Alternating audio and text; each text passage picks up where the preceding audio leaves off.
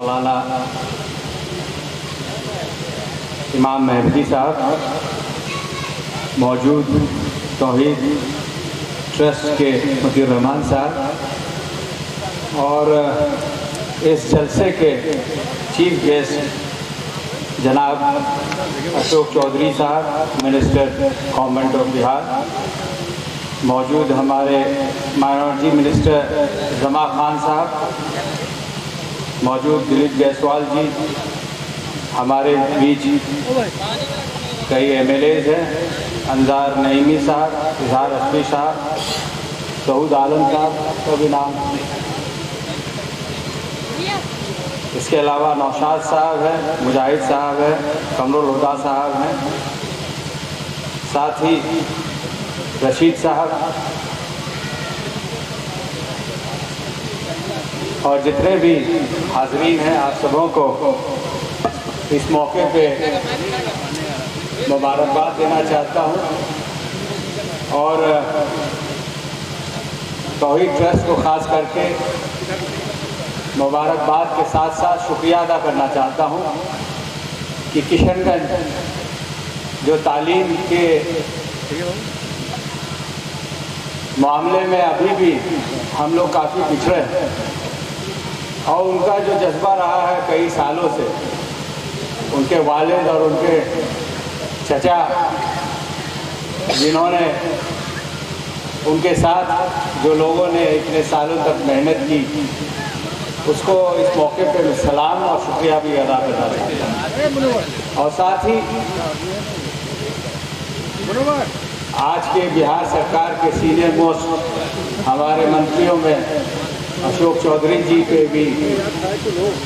मैं अपना शुक्रिया अदा करना चाहता हूँ कि उन्होंने किशनगंज में इस इदारे को यूनिवर्सिटी का दर्जा दिलाने के लिए जो कोशिश की, उसका हम लोग हमेशा शुक्रगुजार रहेंगे। हमारे लिए बेहतर तो ये होता कि आज भी वो तालीम के मिनिस्टर रहते तो हमारा रास्ता आसान रहता, लेकिन जो आज मिनिस्टर एजुकेशन है वो भी एक बहुत सीनियर और समझदार मिनिस्टर्स में जाने जाते हैं, तो उनसे भी हमें मदद मिलती रहेगी, इसका पूरा भरोसा है मुझे। और साथ में हमारे बीच जमा खान साहब जो हमारे बीच मौजूद हैं, मैं आप लोगों के तरफ से उनसे गुजारिश करना चाहता हूं कि यूनिवर्सिटी कायम करना कोई आसान बात नहीं है। इसमें बहुत तरह की इमारत की ज़रूरत होगी, बहुत तरह की और चीज़ों की ज़रूरत होगी, जिसमें उनके और उनके विभाग का बहुत बड़ा सहयोग रहेगा। ये पैम्फलेट में देख रहा था, ब्रोशर, और उसमें जो बिल्डिंग का 2-3 बिल्डिंग का नक्शा दिया गया है और उसकी लागत दी गई है। ऑडिटोरियम जिसकी 3.25 करोड़ की लागत है, एडमिनिस्ट्रेटिव बिल्डिंग 4.25 करोड़ की लागत है और जो मेन यूनिवर्सिटी बिल्डिंग है लगभग 14 करोड़ की लागत है। इस मौके पे मैं किशनगंज के एक बाशिंदा या किशनगंज का नागरिक की हैसियत से हमारे पुराने साथी, हमारे आज के मंत्री, इत्तेफाक से बिल्डिंग मिनिस्ट्री भी उन्हीं के पास है,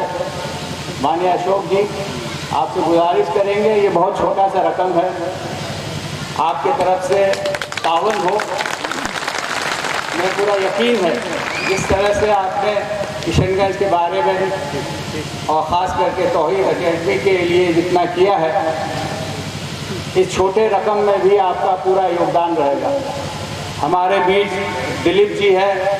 दिलीप जायसवाल जी, यहाँ से मैं उनको शुक्रिया अदा करना चाहता हूँ कि किशनगंज के सरजमीन पे जो मेडिकल कॉलेज चल रहा है, हमारे लोगों का अच्छा इलाज हो रहा है, जिसके लिए उनको और उनकी जितनी बड़ी टीम है सबको मैं अपने और आप लोगों की तरफ से भी शुक्रिया अदा करना चाहता हूँ। और चूँकि आज की हुकूमत, इसमें कोई शक नहीं, एनडीए की हुकूमत है, जेडीयू और बीजेपी की हुकूमत है। आज एमएलए की तादाद बिहार के असेंबली में बीजेपी की तादाद ज़्यादा है, तो आप हमारे एमएलसी हैं। मैं गुजारिश करूंगा फाइनेंस मिनिस्ट्री के भी आपकी तरफ से दबाव हो, ताकि इस मौके पे जो हम लोग इस कोविड के वक्त भी इतने तादाद में यहाँ पे मौजूद हैं और हमारी परेशानियों को देखते हुए आपका भरपूर साथ रहेगा। और इस मौके पे हमारे दो मंत्री, हमारे एमएलएज, हमारे एमएलसी, आप सबों से गुजारिश है, मैं याद दिलाना चाहता हूँ 7-8 साल कबल किशनगंज के लोगों ने हज़ार नहीं लाखों की तादाद में एक दिवसीय पीसफुल धरना किया था और उसका नतीजा ये हुआ कि बिहार सरकार ने हमें ज़मीन दी, लेकिन उस ज़मीन पे आज भी कुछ कठिनाइयाँ हैं। मैं आप लोगों के माध्यम से गुजारिश करना चाहता हूँ कि उसके बगल में कुछ ज़मीन है, लगभग 25 एकड़ ज़मीन है। जब तक पुरानी ज़मीन का फैसला ना हो जाए, आप जो 25 एकड़ ज़मीन है उसको एएमयू सेंटर के लिए आप उसको दें।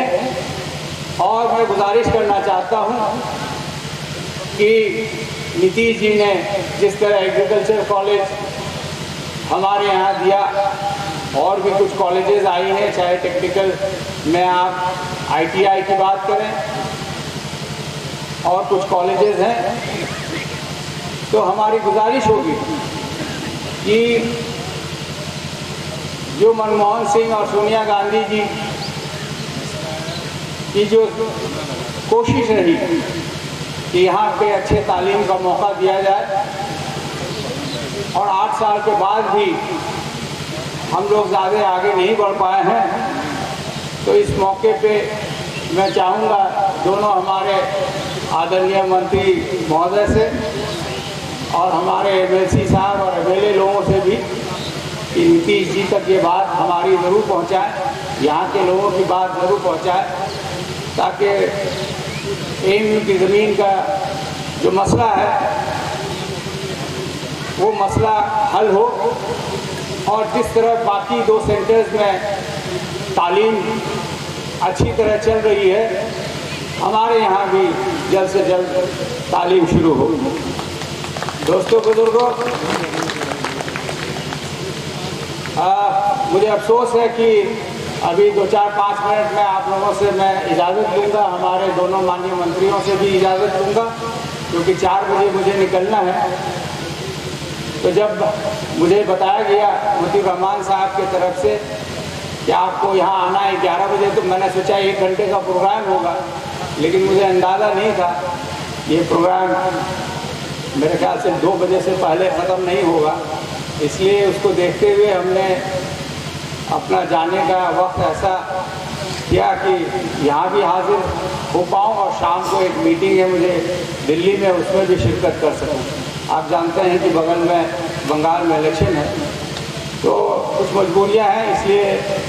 मैं आपसे माज़रत चाहता हूँ। और इस खुशी के मौके पे हम लोग इसको जश्न मनाएं, और इसलिए भी क्योंकि 2 बहुत अहम जो मंत्री हैं हमारे इलाके के फ़ायदे के लिए, दोनों ने अपना वक्त दे के आपके बीच में समय निकाला है। और मुझे यकीन है जिस तरह से उन लोग अभी तक किशनगंज के तरक्की के बारे में सोचते रहे हैं, उनका कंट्रीब्यूशन आगे तक चलेगा, और हमारा किशनगंज का जो पिछड़ापन है वो इंशाअल्लाह जल्द ही कुछ सालों में दूर होगा। बहुत बहुत शुक्रिया, बहुत बहुत शुक्रिया। खुदा हाफ़िज़। जय हिंद। माशाअल्लाह ये थे जनाब डॉक्टर जावेद साहब MP हल्का